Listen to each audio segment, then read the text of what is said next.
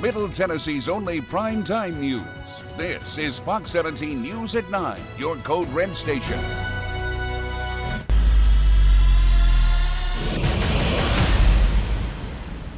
Welcome to Fox 17 News at 9. I'm Maggie Lemire. The Tennessee Titans earned their third straight win of the season today. The two-tone blue won a nail-biter against the Washington Commanders and now improved to 3-2 on the season. Fox 17 Sports Director Jill Jelnick joining us in studio tonight to break it down.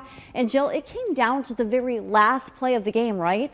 Maggie, the very last play of the game. There was no way that Titans fans watching from home weren't on the edge of their seat. I was on the edge of my seat. That's how close today's game was. Titans were missing some key players today, including one of their top receivers, Traylon Burks, who was moved to the injured reserve less than 24 hours ago. So some adversity on the road. The Titans taking on the next man up mentality in FedEx Field. In Tennessee with some momentum early here in the first quarter. Quarterback Ryan Tannehill faced the handoff to running back Derrick Henry, but then gets it right back to him, the King, with a big 24-yard pickup, and that sets up this. Tannehill fakes the pass to Henry, hits running back Dontrell Hilliard. Hilliard takes it all the way in for the first touchdown of the game. Titans up 7-0. Commanders looking to answer. Quarterback Carson Wentz throws deep, places it perfectly into the hands of receiver Dyami Brown. Titans cornerback Caleb Farley just absolutely gets burned on the play, and the Commanders take the lead 10-7. Titans able to get in one more score before the half. Henry punches it in to give the Titans 14-10 lead at the break. But the Titans have been coming out flat in the second half of their games. That was the case at the start of the third. Wentz looking long, finds his favorite target of the day, Dyami Brown once again. This time, though, Brown with an incredible one-handed grab for the touchdown. Washington up 17-14. But Henry continues to pile up the yards. He'd finished with 102 yards and 2 touchdowns on the day, including this one to give the lead back to the Titans 21-17. Washington now with one last chance to win it, 9 seconds to go. Wentz looking middle, intercepted by Titans linebacker David Long. Titans defense comes up clutch with huge play to end the game. Titans secure the win 21-17 over the Commanders. I just think that just says a lot about us, man. Hard nose, blue collar, and just never panic. They just showed there, we can bring up a lot of games where it just came down to that last, even this year, it comes down to that last drive or that last series, and somebody has to make a play, so. Offense, made plays. They got us some points on the board. We just had to, finish it off. We did. You got to find a way to win, and we know how to do that. And that's how sometimes it's going to be in this league. Defend every blade of grass, and guys came up huge at the end. One of those players that came up huge for the team today, star running back Derrick Henry. Henry finished with over 100 yards for the second straight game, also had 2 touchdowns and 2 catches for 30 yards. Going into today's game, the Titans had only scored 7 points in the second half of their previous 4 games, but Henry's big day helped the Titans retake the lead in the third and eventually hold on for the win. We'll hear from the King himself coming up tonight on Sports Overtime. We'll have plenty of Titans. We'll recap the big game again and hear more from the players coming up tonight at 10, so be sure to join us then.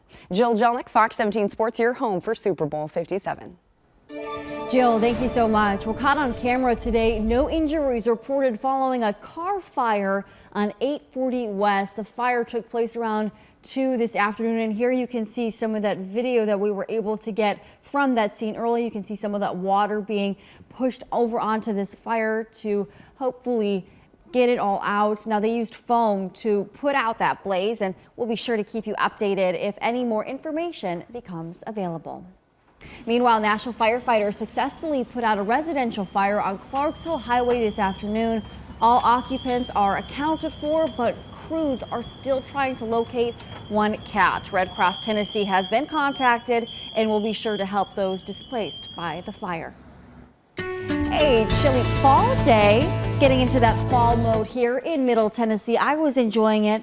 My husband Tim used today as an opportunity to go out and get a long run in. He's doing the marathon in November here in Nashville. You were telling me everything he was doing today. That's too much for me.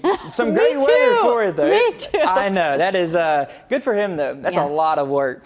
Well, hey, everybody, it was a cool start to the morning. Some areas, believe it or not, dropped down to the upper 20s and even the lower 30s too last night, so very chilly air moved across the state. We were able to cool down a little bit more than expected.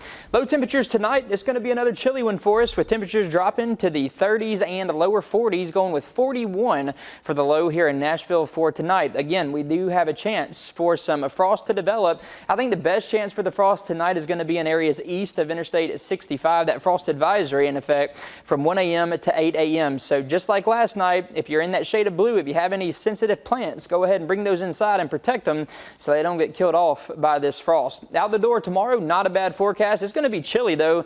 Fortunately, not seeing much rainfall yet tomorrow. Lower 40s for 5 o'clock. We're going to stay that way by 6 and 7 too. Again, plenty of sunshine for us tomorrow overall. Should be a fantastic day. Dry for the next few days, but rain is on the way. We're going to have a cold front move through, and that's going to leave us with a better chance for some showers and thunderstorms. This is going to be the first chance at any rainfall here across a lot of Middle Tennessee in about 1 month. Again, could see some showers, maybe even a couple of strong thunderstorms. Those details coming up. Displaced from their homes, why some senior citizens are paying the same price for worse living situations. That story next.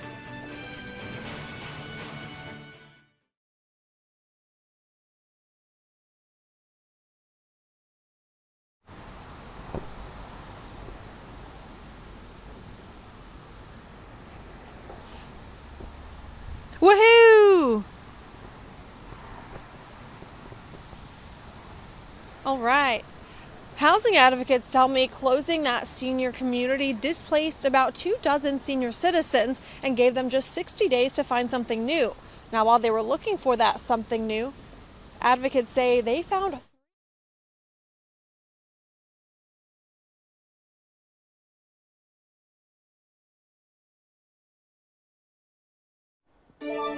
Tonight in the economy, some senior citizens in Madison are struggling 6 months after getting displaced from their homes. Residents were pushed out of the North Park Village in the spring and forced to find a new place to live.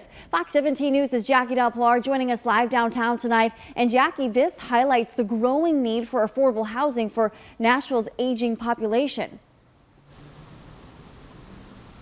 Housing advocates tell me that senior community closing down displaced about 24 senior citizens and gave them just 60 days to find something new, a new place to live.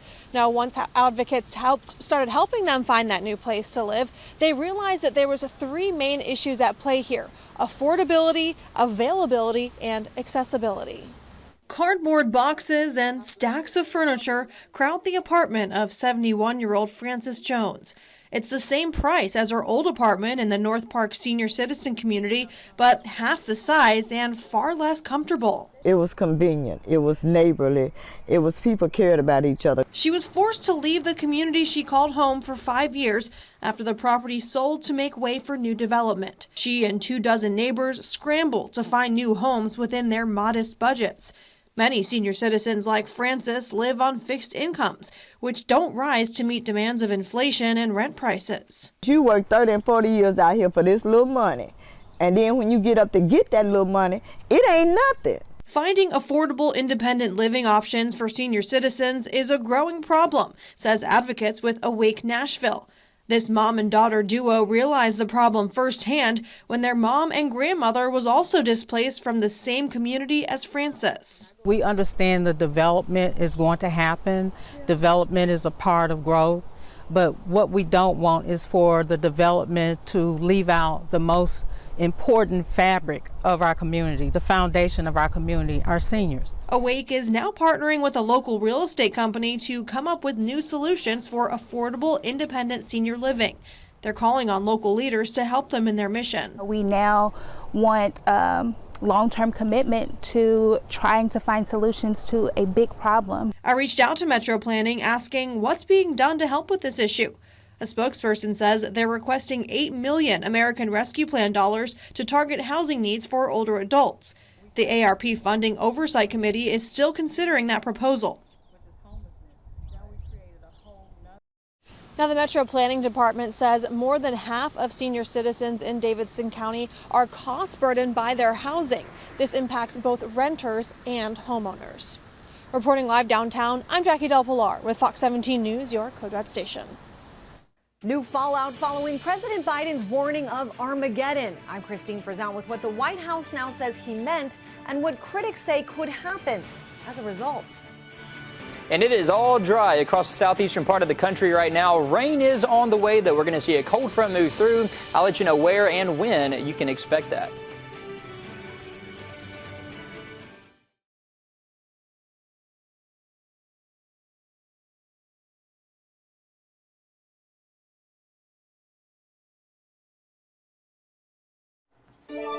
Making headlines tonight, there are growing concerns over the war in Ukraine, with some warning the recent escalation we've seen could lead Russia to take even more extreme measures, including the use of nuclear weapons. It's a warning President Biden gave just last week. And as Fox 17 News' Christine Frizzell explains, it's one that has received quite a bit of criticism in the days since. With winter fast approaching, just about every day now in Russia's war in Ukraine brings high stakes and new drama. From a Russian missile strike in the city of Zaporizhia, where Europe's largest nuclear plant is located, to multiple victories for Ukraine, taking back territory in the south and east, to the explosion on the bridge connecting Russia to Crimea, obstructing not just a main supply line for Russian troops, but a vision of victory for Vladimir Putin, who just 4 years ago drove across the bridge and celebrated it as evidence of Russian control. He's I believe, a cornered animal, and I think he's more and more dangerous. Just what's happened in the last 24 hours. That bridge was struck, which was logistically critical as well as very symbolic. The events follow a stark warning President Biden gave to Democratic donors last week, comparing the situation to Armageddon, saying we haven't seen anything like it since Kennedy and the Cuban Missile Crisis. What the president was reflecting was that the stakes are high right now, given what's going on the battlefield in Ukraine and given the very irresponsible and reckless comments made by Vladimir Putin in just the last few days. President Biden's critics using the opportunity to slam him once again, calling the comments reckless. They demonstrate maybe one of the greatest foreign policy failures of the last decades, which was the failure to deter Vladimir Putin in the same way that the Trump administration did for 4 years. Former Trump administration officials arguing Biden's response to Putin has been weak. When Putin goes and talks about nuclear threats, you go to China and Iran and everybody that's supporting him and saying, are you okay with that conversation? Are you okay with him talking like that? And you get international pressure on them. The pressure inside Ukraine now boiling over. Uncertainty about what lies ahead, the only constant of this war, nearly 8 months in. I'm Christine Frizzell reporting. An update tonight as Hurricane Julia has made landfall, slamming into Nicaragua's Caribbean coast. The massive storm is dumping torrential downpour across Central America. Here's a closer look at that map. Now, the U.S. National Hurricane Center says the Category 1 hurricane is centered just north of Managua, Nicaragua's capital. Winds have dipped down to tropical storm force at 60 miles per hour. But there are warnings of possible life-threatening flash floods and even mudslides. No deaths are being reported so far, but power has been cut out at some areas, and nearly 10,000 people have been evacuated to shelters. Taking a look at here in Middle Tennessee, it's been nearly a month since we've had any rain, and we could see that this week. Yeah, it has been 28 days since we recorded any rainfall right here at the airport in Nashville. I know, crazy. And like you were saying, yeah, we have a cold front moving in, so we could finally start to see some showers and thunderstorms begin to work their way into parts of Middle Tennessee. A couple might be strong, so we're going to keep our eye on that. But yeah, finally some rain. We really need it too. The drought monitor map was updated on Thursday, a few days ago, and it now has parts of Middle Tennessee in abnormally dry conditions. Some areas even in that D1 drought category. Here's what we have going on right now. A live look over Broadway. It's still a great night, clear and cool right now, and that's going to be the story as we go through the rest rest of the night as well. Current temperatures across the state, 40s and 50s for most locations. We have some lower 40s already over here in our more eastern areas, low to upper 50s in our far western spots, 53 right now here in Nashville. That frost advisory is in effect again for tonight, but tonight it's mainly for areas to the east of Interstate 65. That is everybody highlighted in that shade of blue from 1 a.m. to 8 o'clock tomorrow morning. That frost advisory is in effect, so if you have any of those sensitive plants that you want to keep alive, go ahead and bring those indoors tonight. All dry basically everywhere you look east of the Mississippi. Most of the activity going on in the far southwestern part of the country, dry right here in the southeast, and this is a streak that has gone on for 28 days now, including today. We have seen all dry conditions. Futurecast not showing any rainfall for the next couple of days, still under the influence of that high pressure, but that's going to bring in more of that moisture from the Gulf out ahead of that cold front, and that's going to kind of set it up for some showers and thunderstorms to move in starting on a Wednesday. I think this activity should start to arrive early Wednesday afternoon. It's going to get more widespread later on in the day Wednesday, and stick around with us as we go on into early Thursday morning. The rest of the day on Thursday, though, behind that cold front should be very nice, and the weekend looks great as well. The muggy meter, not too bad, but again, that moisture will be on the increase as we head towards the middle part of the week. Forecast for tonight, temperatures should drop down to 40 under mostly clear skies. Again, just be careful of that patchy frost in areas especially east of 65 tonight. Day planner for tomorrow, waking up with temperatures in the lower 40s. We'll be in the low to mid 70s by noon and 5, with a high tomorrow of 78. In the next couple of days after tomorrow, continuing on that warming trend, but again, rain is on the way. I'll have the full 7-day coming up. A strained relationship, why the White House just had its first meeting with Afghan leaders in months.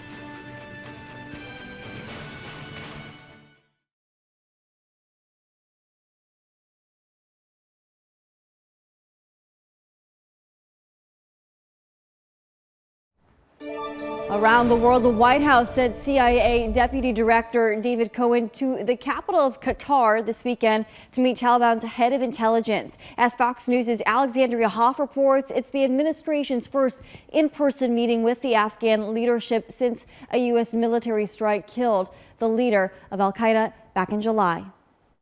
Included in this face-to-face summit, Abdul Haq Wazik. He is the head of intelligence for the Taliban. On the U.S. side, CIA Deputy Director David Cohen, along with State Department negotiator Tom West. This ends the nearly 3-month-long halt in communication between high-level U.S. officials and the current rulers of Afghanistan. The U.S. cut those lines after learning that the country had been harboring al-Qaeda leader Ayman al-Zawahiri. This was a blatant violation of the Doha Agreement, under which the Taliban vowed not to harbor terrorists if the U.S. withdrew troops. Al-Zawahiri is known as the architect behind 9/11. On July 31st of this year, the U.S. launched Hellfire missiles at al-Zawahiri's Kabul apartment, successfully killing the terrorist. Today on Fox News Sunday, former Secretary of State Mike Pompeo weighed in on the renewed dialogue with the Taliban and U.S. officials. Goodness, I have no idea how that conversation went, other than I hope what they did was make clear to the Taliban that the behavior that they've engaged in violates the commitments that they'd made, and that there will be real costs. Without official comment from the CIA or State Department as of yet, the precise intention of the meeting is unclear, aside that it falls likely in the realm of counterterrorism. The Taliban has been struggling in their quest to legitimize their militant control of Afghanistan, and that includes being ill-equipped to prevent rising violence at the hands of al-Qaeda offshoot ISIS-K. Late last month, dozens were killed and more injured when a suicide bomber carried out an attack on an educational center in Kabul. In Washington, Alexandria Hoff, Fox News. What is now may not always be. The new survey showing the decline of Christianity in the United States. And controversial comments why GOP members are making it clear they do not agree with one senator's most recent comments.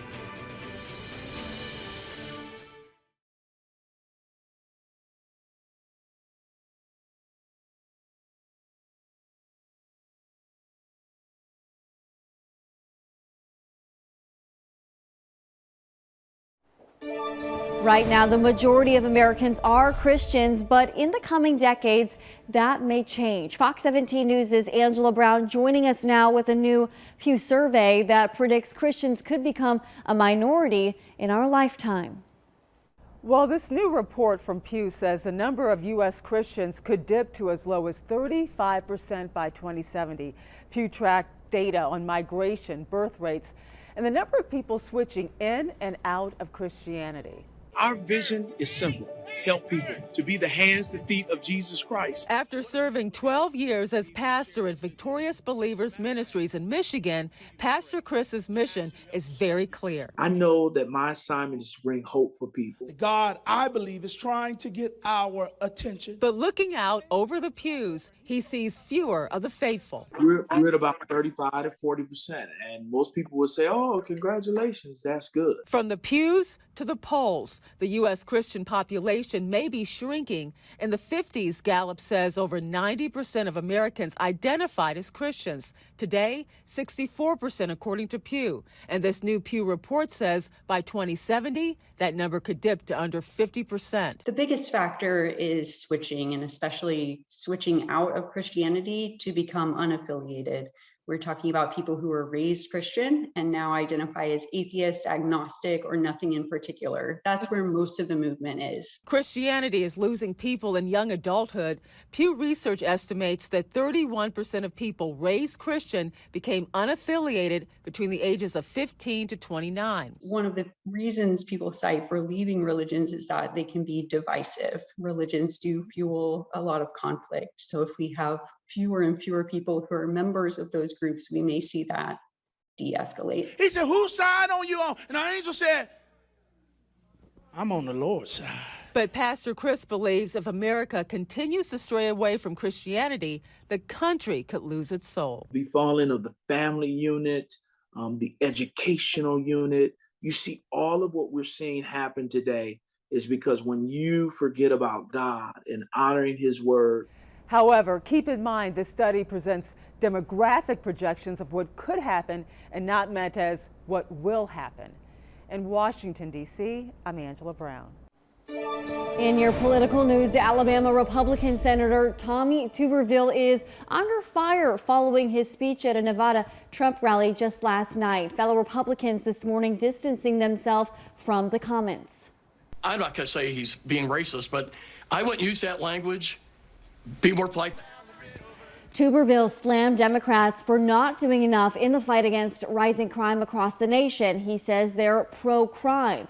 He then appeared to suggest all African-American descendants of slaves are criminals. They're pro-crime. They want crime. They want crime because they want to take over what you got. They want to control what you have. They want reparation because they think the people that do the crime are owed that. Bull. They are not owed that. FBI data released last week show violent and property crime remained steady last year. There was a slight decrease in the overall violent crime rate and a 4% increase in the murder rate. The Democratic Party has not taken a stance on preparations to compensate the descendants of slaves. Now, President Biden has created a national commission to study that proposal further. Brett? And yeah, Maggie, it's going to be another cool night here across parts of Middle Tennessee. A frost advisory is in effect again. Yesterday, this basically covered all of Middle Tennessee into southern Kentucky.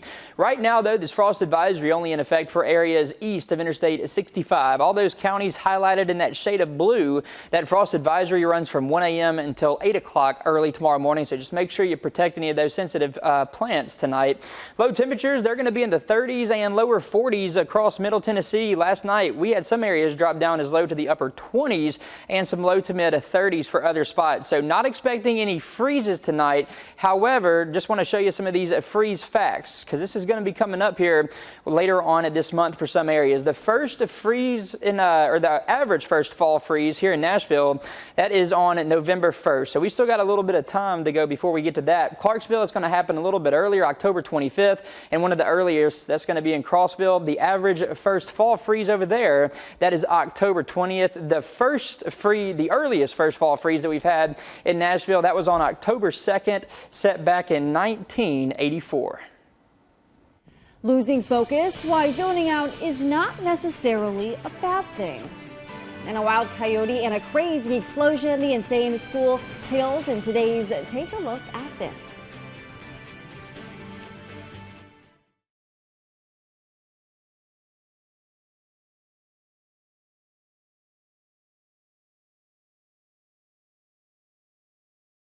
All right, get this. Zoning out during a meeting, event, or even during a conversation may not be that all uncommon. After all, scientists at a university in Belgium say when people stare into space, sometimes the human brain is, quote, mind blanking. So that basically means the brain goes offline like a deep sleep.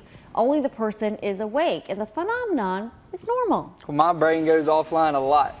Mine does I'm always too. zoning out. You admit it too. You're I like, know. I was mean, zoning out. Yeah, just like yesterday. And researchers say when you zone out, all the regions of the brain are communicating with each other at the same time. During mind blanking, the brain has a low level of cortical stimulation, and many can't report mental content because the brain doesn't differentiate what's happening. So your brain's just chatting with different parts. I guess so. Having a conversation up there. I guess it is. My brain does always go. It's going like 24/7 though. Is that the same with you, or is that just me? No, that is me too. Yeah. I would like to know though, what causes the mind blank, or why is it? Is it lack of sleep? Is it, you know what I mean? You might just be born with it. No. Other different things. I don't Exactly. know. That's above my level though. And attention thrifters, shoppers who go to Goodwill for their treasure hunts can now do so from the comfort of their home. The nonprofit organization is launching a new online version called Goodwill Finds, and the organization says the online shop offers customers hundreds of thousands of unique secondhand items. I like this. They include clothing, books, home decor, collectibles, and specialty items. Goodwill says proceeds made from the online sales will be given to regional organizations where the items came from. I like this. Do you shop at Goodwill? I donate a ton to Goodwill all the time. Sometimes my husband and I will go in there and check it out. They've got great stuff. You know, I don't think they take wet couches. I took a wet couch to the one in Albuquerque. It got rained on as we were going. And Okay, they it wasn't intentional. No, it wasn't intentional. I didn't feel like moving it back here, so I thought I could donate it, but they said no. That didn't work out. We found a solution though. Yeah. You'll have to tell me about that later. Football season, it's here, and that normally means snacking during the game, tailgating. You know, I love wings. I just had some wings. Wings are amazing. But Kristen Kirkpatrick, a registered dietitian from Cleveland Clinic, says there are ways to keep game days healthy. Okay, I'm listening. She recommends ensuring you're eating when you're actually hungry and suggests avoiding mindless snacking. So what do you do? Because you eat very clean. Would you eat wings before a Yes, football game? I love wings. Yeah. Yeah, definitely. My sister is actually a registered dietitian Okay. as well. And she says, same thing. Eat when you're hungry. If you're I not like it. hungry, you don't need a snack. I'm just hungry all day though is the bad thing. You're growing. At least my metabolism's I'm convinced good, you're still growing. Yeah. And Kirkpatrick also says consuming lots of alcohol can impact your thought process when it comes to choosing food. She suggests baking wings or using an air fryer to be more healthy. You may also want to keep the food in the kitchen or dining room once people have eaten to help avoid temptation. Good tips there. Yeah, a little bit of a tongue twister. They always are. I know. All right, a coyote named Wiley is causing mischief at a California middle school. But you know, he is not the one to blame for an explosion at a Florida high school. Cole Higgins has these wild school tales, and today's Take a Look at This. A coyote walks into a school bathroom. Nope, no joke here. Oh boy. A coyote was caught on camera hiding in a bathroom stall at a California middle school. Staffers nicknamed the animal Wiley E as a nod to the infamous cartoon character after spotting the coyote several times off campus in recent weeks. The Riverside County Department of Animal Services says this week school staff discovered the canine on campus and frightened it into the unusual hiding spot. It's not exactly the behavior you would expect from the big dog on campus. The Animal Services officer who took this video successfully lassoed the male coyote and released it into its more natural habitat away from the school. See you later, man. Graduating now from middle school to high school, this Florida high school's annual homecoming bonfire started off with a literal bang. And we can't blame this one on Wiley. The Bay County Sheriff's deputy who lit the bonfire has done so for the last 7 years of the 50-year tradition. And while the sheriff's office still doesn't know what caused the explosion, the sheriff is assuring everyone the department is officially out of the bonfire business. No one was injured in the explosion, according to police and school officials. For Take a Look at This, I'm Cole Higgins. If you get too close to that can be pretty dangerous. I know. What'd you think about the coyote just hanging in the school? It was kind of cute. Oh, you thought it was cute? Yeah. Okay. I would be scared if I were there, Yeah. but seeing it over there in the bathroom, it was kind of adorable. Yeah, I guess so. A boom in manufacturing, why there's still high demand for more skilled workers. And we are dry right now. Basically, everybody across, if you're east of the Mississippi, seeing dry conditions. Rain is on the way, though, and it's going to be the first time in a long time that we've had it here. I'll let you know when and where you can expect it coming up.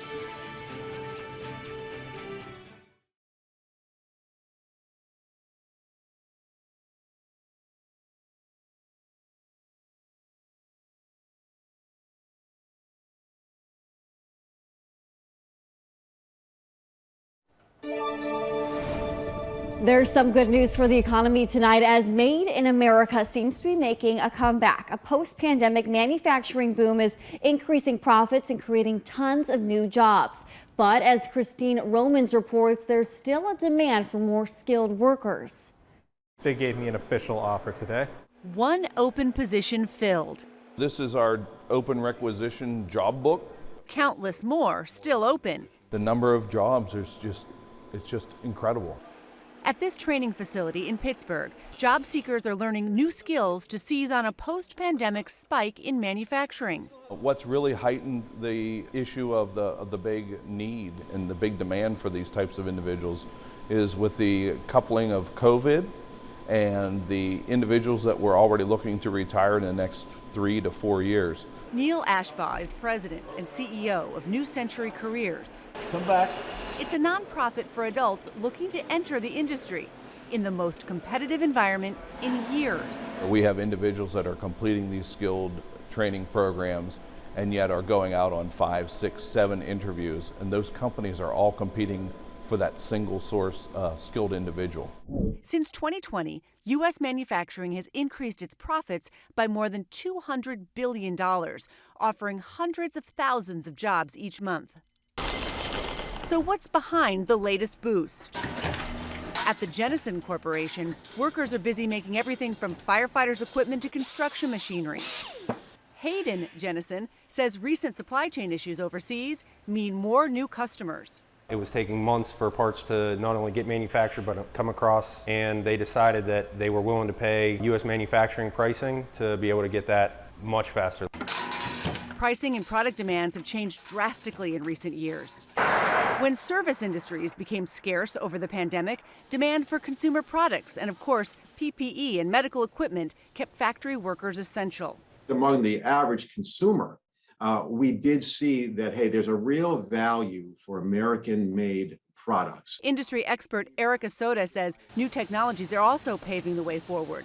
We often take a look at the images of manufacturing and we see the sparks flying in a welding environment, or perhaps it's a little bit dingy, dark, but by and large, our manufacturing jobs today are high tech. But today's techs are also requiring higher salaries and more flexibility. We've had to significantly raise our wages to stay competitive in the industry. Jennison says there's enough work to staff another full shift at this facility, but even at $20 to $30 an hour, finding the right team has been difficult. Hiring has been a problem since 2020. Hiring experienced candidates that understand the industry and understand what they're doing has been very difficult. Newly trained candidates like Ishmael are glad to be coming in now. Laid off during the pandemic, he's now in high demand. After that happened, it was a little rough and tumble, but I landed here and I'm actually pretty happy with how things turned out. According to the most recent data from the Bureau of Labor Statistics, the economy added 263,000 jobs in September alone, slightly more than experts predicted. Checking in with Brett here for a closer look, weather-wise, what we can expect in the week to come. Yeah. Rain. Yes, but you know we need it. because We it is do, very yes. dry. The drought monitor updated on Thursday, and so Middle Tennessee in abnormally dry conditions, even the first kind of category of drought, D1 drought. So hopefully this rain's going to help a little bit. Yeah. But we'll see. For sure. Yeah. Some showers and thunderstorms are possible with it. The main chance, though, we're going to have to wait for that for a couple of days until that cold front actually gets here tonight. Not expecting any of that. Overall, just a fantastic night for you. It's going to get a little cool again. Last night got very chilly in some areas with temperatures dropping down to the lower 30s for some spots, a few even in the upper 20s. Current temperatures are in the 40s and 50s right now. We have 53 in Nashville, and that's going to be one of the warmer spots on the map, 48. The current temperature over there in Lebanon. So the frost advisory is in effect for areas mainly east of Interstate 65. That's everybody in that shade of blue from 1 a.m. to 8 a.m. the runtime on those. No rain really anywhere east of the Mississippi. We have all that activity going on in the southwestern part of the country. Still seeing showers and thunderstorms there. And this is now the 28th day in a row that we have not recorded any rainfall at the airport here in Nashville. So a very dry streak that's going to continue for the next few days under the influence of that high pressure. That shifts off to the east, and it's going to bring in some moisture from the Gulf, and that is going to meet up with that cold front and leave us with a better chance for some showers and thunderstorms. But again, we have to wait for it for a couple of days. Should start to see some of that activity creep in Wednesday early in the afternoon. It gets a little more widespread, though, late Wednesday into early Thursday morning. Behind that cold front, we're going to be left with clear, cool, and dry conditions. The forecast low temperature for tonight, that's 40 here in Nashville, mostly clear.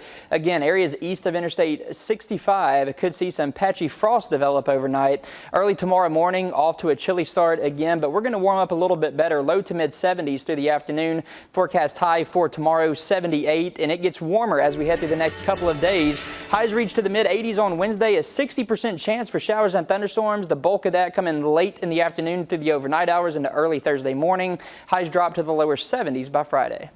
Brett, thank you so much. Well, get this. For the second year in a row, one teenager is leading a Halloween-themed fundraiser to feed those in need in his community. Caroline Patricks shares the story of the project called Mummies for Mouths. Students at Madison High School are taking repurposed glass jars and a little tape and eyes. Be messy. Take your piece of tape, tear them in half. They're making mummies made out of repurposed glass jars that Jude Adler, the 16-year-old student, has been collecting since last year. This craft is super simple, but it's helping so many families. It's the second year in a row Jude is organizing Mummies for Mouths, a project he started last year. Well, we've always been incredibly close with Vienna, and in a way, they're kind of giving back to us when we give back to them. The mummy decorations are sold, and the profits feed those in need throughout the community. And we saw all the meals being distributed to everybody who needed it. And now I just feel like we are kicking back better than ever, because if we can do that, then we could do it 3 times that, 4 times that, 1,000,000 times over again, just to try and help everybody. Last year, he donated $6,000 to feed those in need. This year, he says he's going to double it. Yes, it's a large goal, but we've already made over 200 mummies. We've already almost hit $3,000 raised. Jude is now applying to make Mummies for Mouths a nonprofit.